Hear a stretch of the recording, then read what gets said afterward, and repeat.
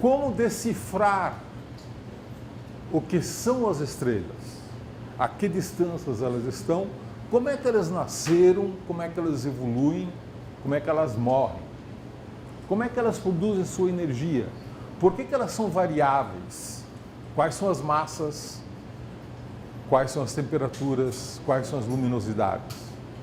Essas coisas todas são essenciais para a gente entender o que as estrelas realmente são. O primeiro passo que a ciência, o cientista normalmente dá quando ele quer estudar algum tipo de animal, algum tipo de objeto, é classificar, procurar classificar, né? Então, se você quer estudar os pássaros, para entender um certo pássaro, você precisa entender como é que ele se insere na família de todos os pássaros. Então, ele é grande ou ele é pequeno? Ele é preto ou ele é branco? Ou que cor que ele tem? Ele tem bico comprido? Tem bico curto? Beija-flor? Ou come carniça? Todas essas coisas fazem parte de um esquema de classificação, né? Por exemplo, gostaríamos de saber qual é a temperatura de uma dada estrela, qual é a massa de uma dada estrela, qual é a luminosidade de uma dada estrela. Estas propriedades são propriedades intrínsecas, isto é, são propriedades próprias da estrela, não dependem da distância que nós nos encontramos dela, né?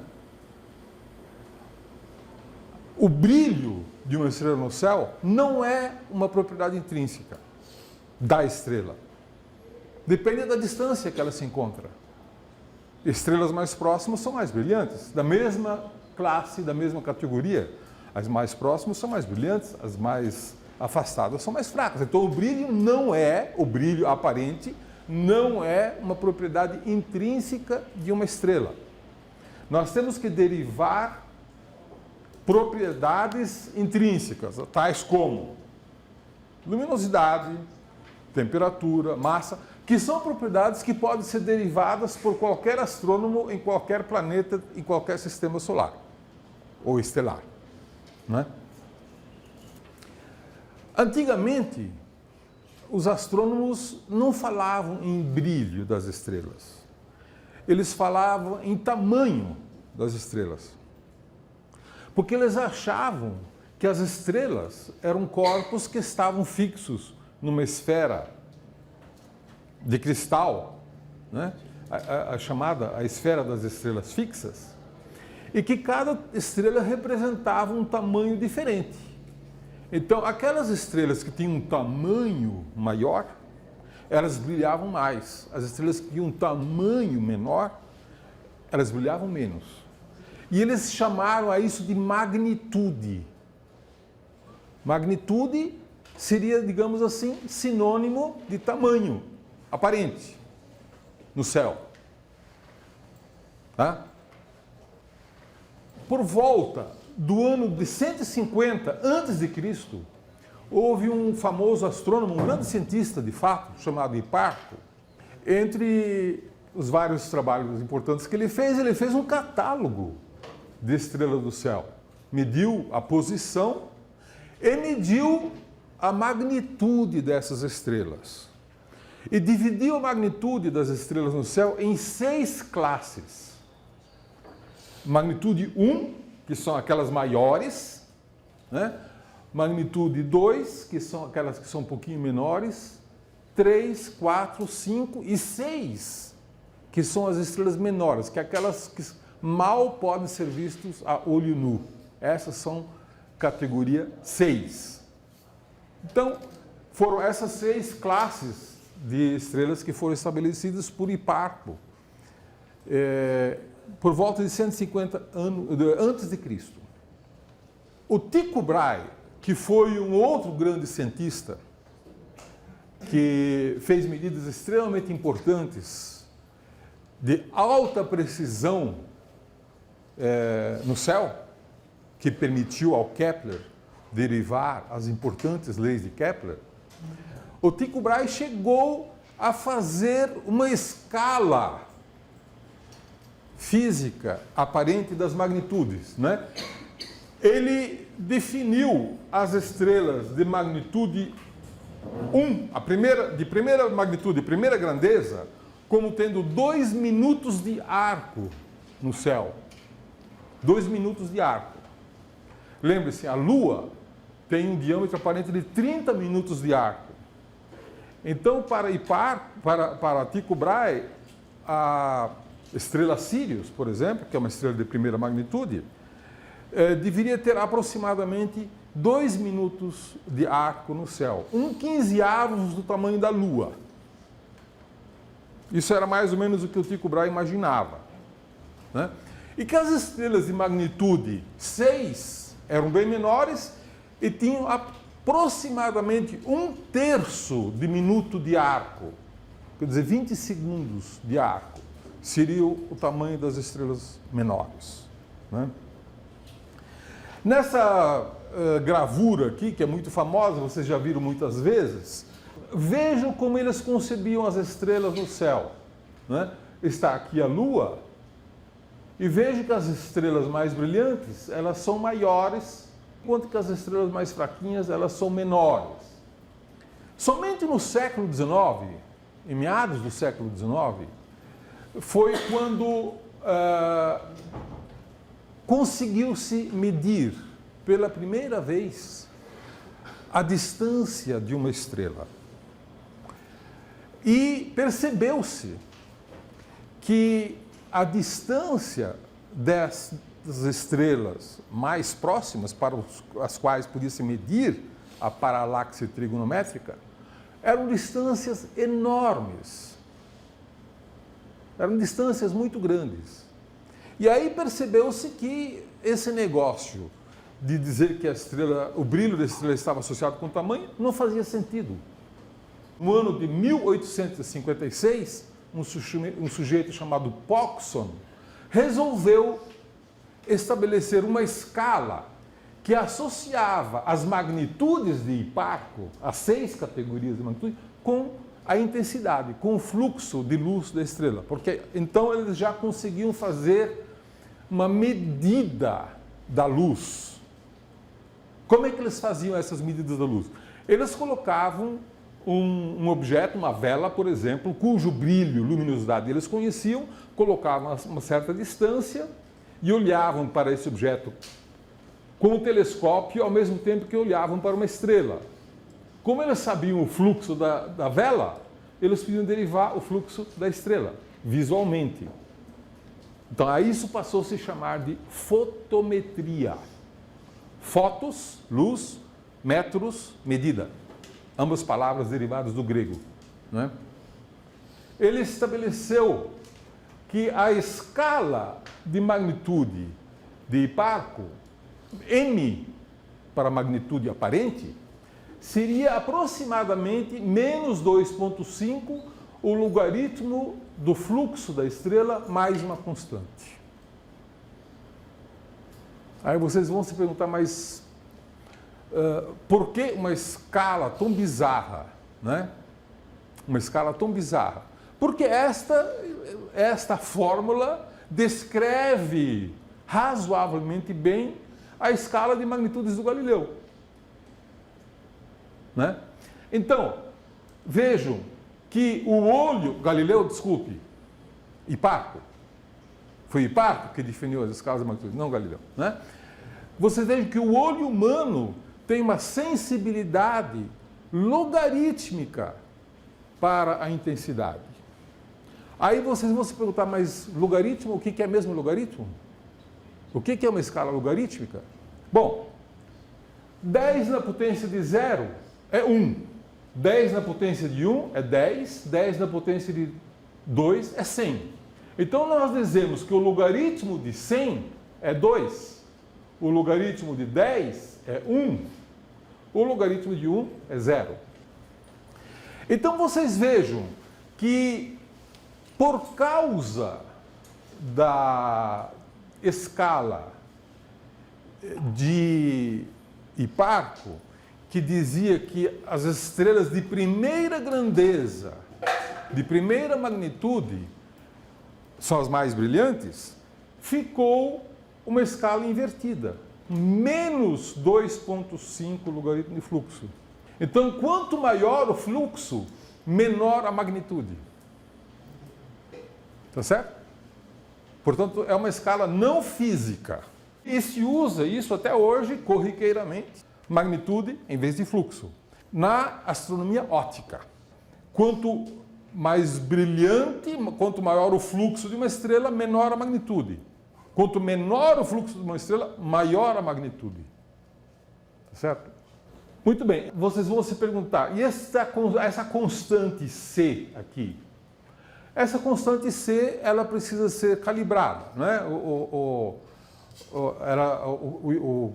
Hipparco não calculou essa constante C, apenas definiu o conjunto das estrelas, e essa constante, então, foi calibrada com a estrela Vega. A estrela Vega é uma estrela quente, muito brilhante, e a estrela Vega, então, foi definida como tendo magnitude zero.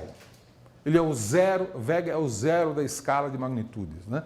Então, se Vega tem magnitude zero, então você pode medir o fluxo de Vega e definir quanto vale C, a constante, tá certo? Foi assim que foi definida, então, essa constante C, e é essa constante que nós usamos na escala de magnitudes moderna, né?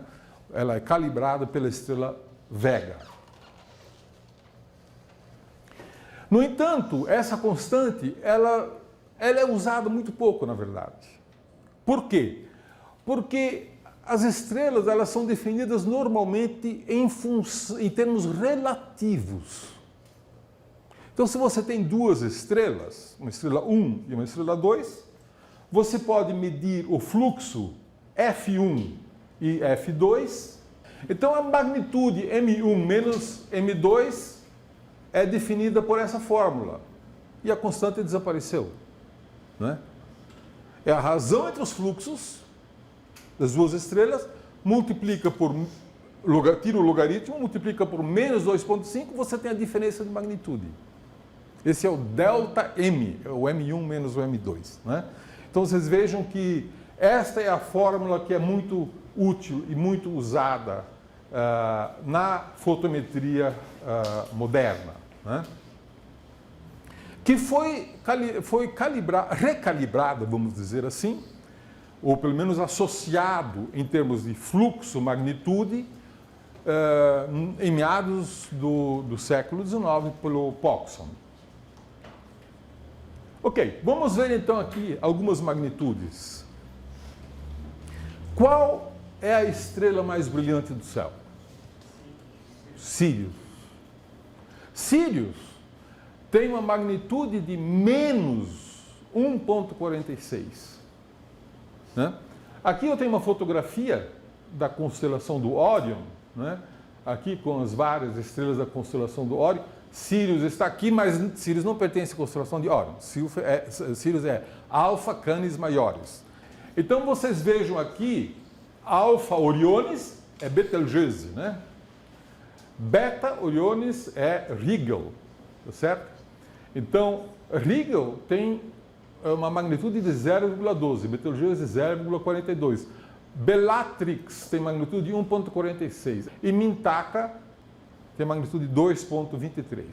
Constelação do Órion é muito facilmente visível no céu. Vocês já olharam o céu e viram as Três Marias? São essas as Três Marias que são também conhecidas como o cinturão de Órion, né?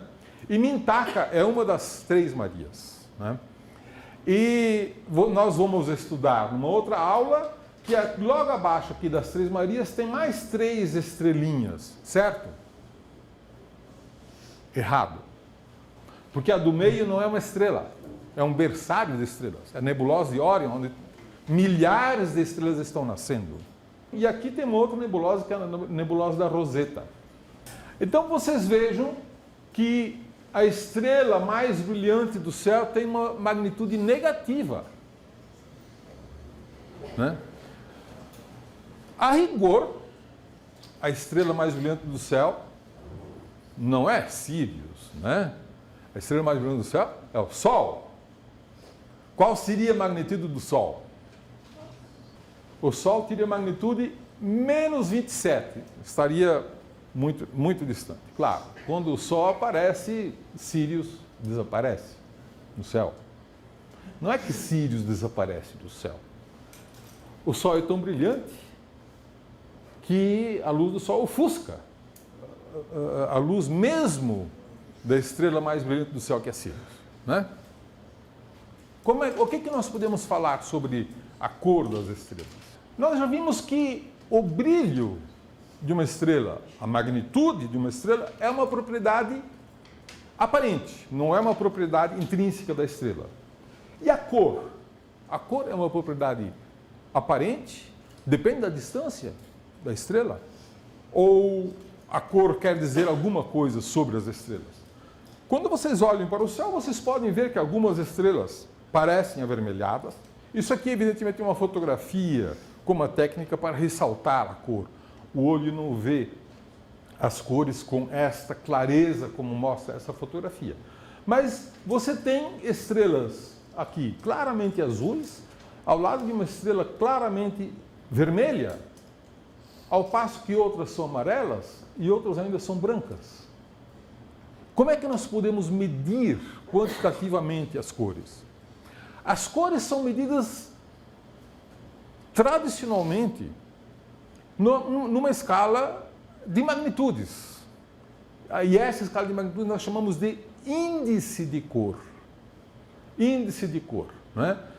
Quer dizer, nós usamos filtros especiais, como o filtro V, de visual, que se aproxima da resposta do olho humano, filtro B, que vem de blue, azul, e filtro U, de ultravioleta, né? Então, esse sistema de filtros UBV é o sistema mais clássico, mais conhecido de filtros para se medir a cor de uma estrela.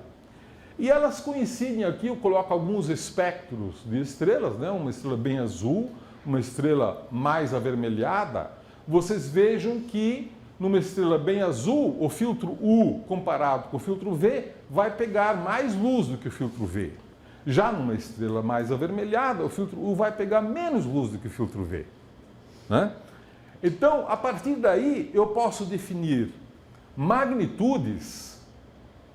B é menos 2,5 logaritmo do fluxo no filtro B. Ao passo que a magnitude V é menos 2,5 logaritmo do fluxo no filtro V. Não estou inventando nada de novo, só estou olhando para as estrelas com filtros especiais. Tá certo? Que deixam passar, de preferência, uma luz mais vermelha e uma luz mais azul. Tá? Se eu fizer a diferença desta equação menos esta, eu vou ter B menos V é igual a menos 2,5 logaritmo do fluxo do filtro B dividido pelo fluxo do filtro V. E este B menos V que eu chamo de índice de cor. Isto define a cor de uma estrela. Tá? Então, uma estrela muito azul, como Rigel, Sirius, vão ter um índice de cor bastante negativo. Lembre-se que negativo é intenso, intenso no azul, B. Enquanto que uma estrela mais vermelha, como Betelgeuse, que é bem vermelha, vai ter um índice bastante positivo. Tá? Mas com isso eu consigo fazer uma fotometria, a medida da luz, de uma forma bastante precisa. Muito mais precisa do que com o olho humano, né? E Vega, por definição, tem magnitude zero no filtro V e tem também magnitude zero no filtro B, por definição. Portanto, o índice B menos V de Vega também é zero. Agora vamos ver como é que se mede a distância de uma estrela. E a questão da distância das estrelas sempre foi uma preocupação dos astrônomos ao longo da história, né? E muitas vezes se usou o argumento de que as estrelas não apresentavam paralaxe para dizer que as estrelas estavam todas à mesma distância. O que é paralaxe? Paralaxe, vocês podem entender facilmente se vocês imaginam que vocês têm uma estrela relativamente próxima de você e uma série de estrelas muito distantes, as estrelas de fundo, que seriam, digamos, as estrelas fixas, constantes, né? Na medida em que a Terra gira em torno do Sol, aqui está o Sol, num dado momento a Terra está na posição 1, você vai ver esta estrela na posição B. 6 meses depois, a Terra vai estar aqui. Tá certo? E esta estrela aparentemente mudou de posição. Ela não está mais em B, ela está em A. Então ela andou com relação às estrelas de fundo. A este movimento nós chamamos de paralaxe. Tá certo? Eu poderia pegar um lápis e colocar o lápis aqui pertinho de mim. Se eu fechar um olho, o lápis vai estar projetado na parede lá. Se eu fechar o outro olho, ele está projetado na janela. Tem uma paralaxe, né? A fotografia é diferente. Se eu colocar esse lápis a uma distância muito grande, não importa muito se eu fecho um olho e o outro, ele está praticamente na mesma posição. Então, a paralaxe me permite fazer uma medida da distância, né?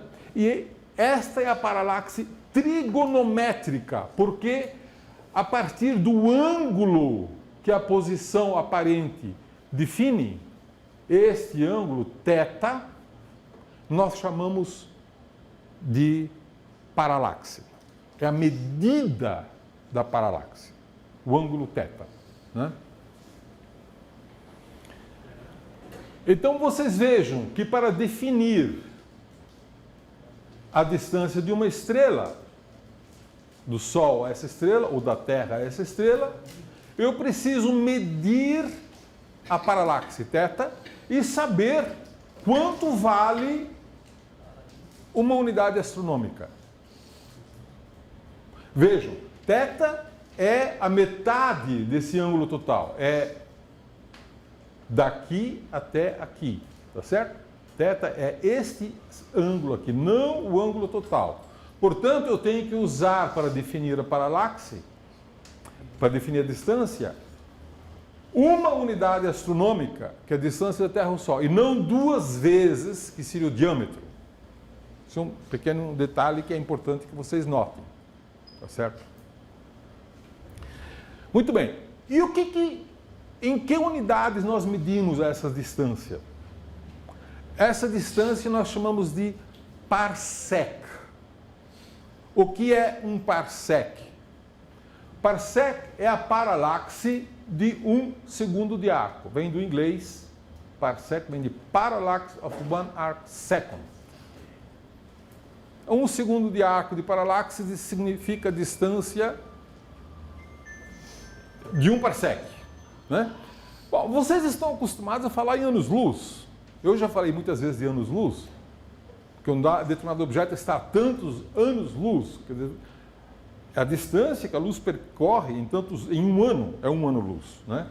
E 1 parsec vale em 3,3 anos-luz aproximadamente. Tá? Muito bem. Qual é a estrela mais próxima do Sol? Alfa de Centauro. Na verdade, por preciosismo, nós poderíamos dizer que Alfa de Centauro é um sistema triplo. Tem Alfa de Centauro A, B e Próxima Centauro, que é uma estrelinha muito fraca, que a gente não consegue enxergar a olho nu, que esta é a estrela mais próxima de nós, na verdade. Uma estrelinha muito fraca. Tá? A que distância estão? Anos-luz.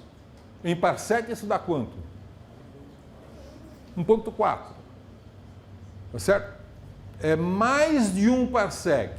Portanto, o ângulo o ângulo da paralaxe trigonométrica é maior ou é menor do que 1 segundo de arco?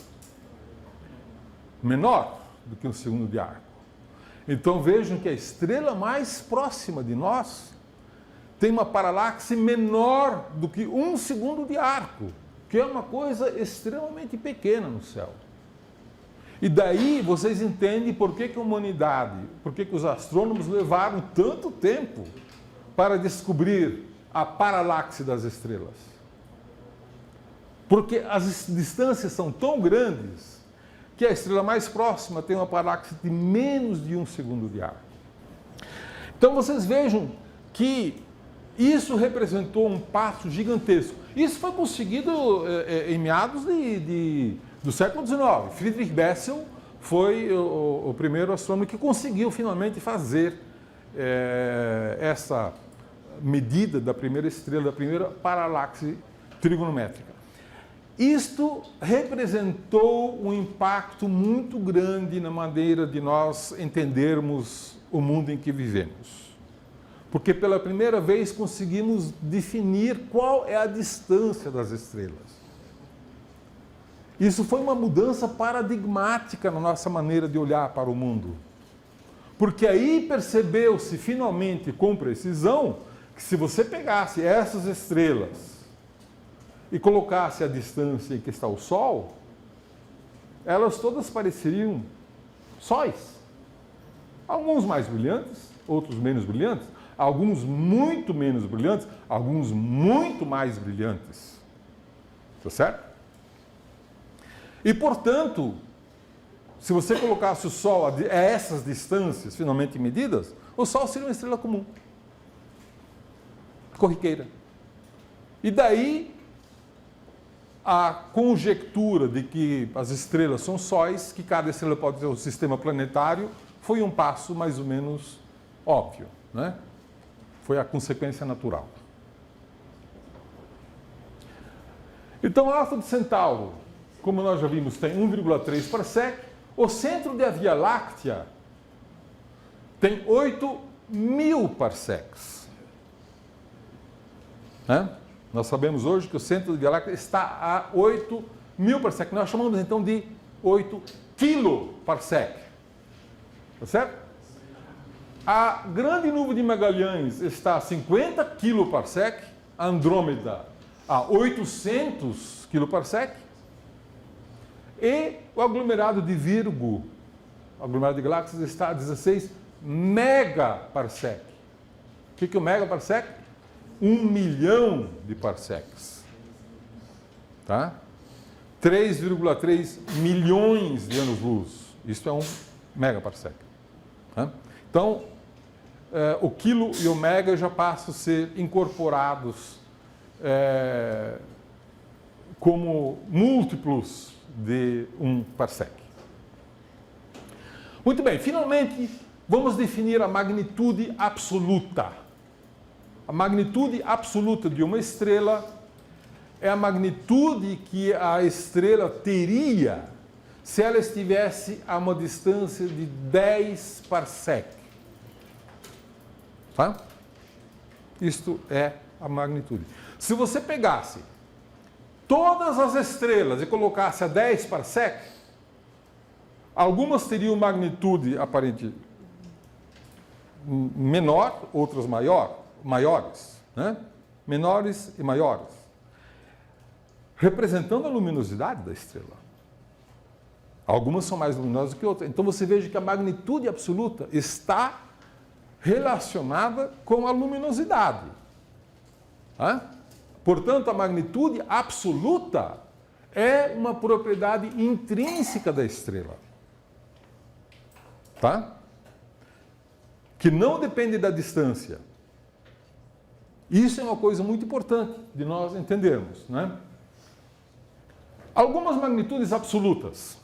Por exemplo, a estrela Próxima Centauri, que é a estrela mais perto de nós, depois do Sol, ela tem uma magnitude absoluta de 15,5. E a luminosidade dela, comparado com a luminosidade do Sol, é de 6 milionésimos. Ela tem uma luminosidade de 6 milionésimos da luminosidade do Sol. Tá? Isso dá magnitude 15,5. A estrela de Barnard, que é uma outra estrela famosa, tem uma magnitude absoluta de 13,2 e ela representa 4 décimos de milésimos da luminosidade do Sol. Essa é a luminosidade integrada da estrela de Barnard, né? Aí nós temos o Sol, que tem uma luminosidade, por definição, de uma luminosidade solar, certo? E tem uma magnitude absoluta de 4,8. 4,8 seria a magnitude do Sol se o Sol estivesse a 10 parsec. Vocês já ouviram falar que o Sol é uma estrela de quinta grandeza? O que significa que o Sol é uma estrela de quinta grandeza? Não é que a magnitude aparente está na classe 5. A magnitude aparente é só menos 27, não 5. Mas a magnitude absoluta é aproximadamente 5. 4,83 para ser mais preciso. Por isso que o Sol é uma estrela de quinta grandeza. Né? É uma propriedade intrínseca do Sol. Uma estrela de quinta grandeza, se o Sol estivesse a uma distância de 10 parsec, a magnitude do Sol seria de 4,8, aproximadamente 5. Né? Daí, quinta grandeza, a magnitude absoluta do Sol. A estrela Sirius tem uma magnitude absoluta de 1,43, são 24 luminosidades solar, e Betelgeuse tem uma magnitude de menos 5,6. O que significa isso? Que a luminosidade de Betelgeuse é 700 mil vezes a luminosidade do Sol, quase 1 milhão de vezes a luminosidade do Sol. Né? Então vocês vejam que quando você varia de magnitude absoluta de menos 5 a mais 15, você varia de quase 1 milhão de luminosidades solares para quase 1 milionésimo de luminosidades solares. Né? Varia muitíssimo, de fato. Né? Ok, com isso então nós sabemos o que é uma magnitude aparente, como definir uma magnitude aparente, como definir um índice de cor, como definir um parsec e como definir uma magnitude absoluta. E a magnitude absoluta é uma propriedade intrínseca de uma estrela. O índice de cor também. O índice de cor também é uma propriedade intrínseca de uma estrela. Não depende da distância. Então nós estamos nos aproximando de termos condições de fazer uma classificação das estrelas com base em propriedades intrínsecas, das propriedades próprias, não das propriedades aparentes.